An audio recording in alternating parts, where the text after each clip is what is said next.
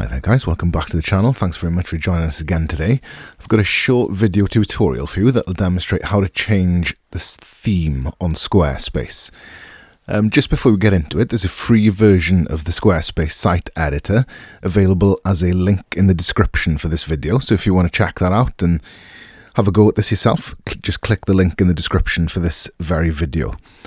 So as of right now, since Squarespace has updated to 7.1, the themes that are now regarded as you will see, if you go into the design page for your website, it's now called site styles. Okay, so the section that you'll be looking for to kind of change what you could call the theme of your site will be under site styles. And you'll see that once you've selected a website and you go to the dashboard for that site, click design and it's there under site styles. And you'll see that now opens this little pane on the right hand side, which allows you to select the different fonts, colors, animation, spacing, buttons, image blocks, basically the themes of your website then. Okay, so when you click on one of them, for example, I'll just have a quick look at fonts.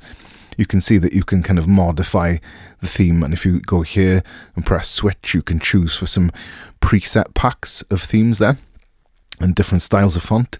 And then if you come down here, you can see, as you normally would in a web editor or sort of text editor, be able to kind of edit the basic style of it there. You've also got this assign style option down here where you can kind of decide, you know, where to assign those settings to on a page as well there. Okay, so it's quite extensive. And that concludes our video tutorial. So as I mentioned earlier, there's a free trial version of the Squarespace website editor for you to try out. In the description for this video is a link. If you enjoyed this video and you want to see more content of this nature, give us a like and subscribe to the channel.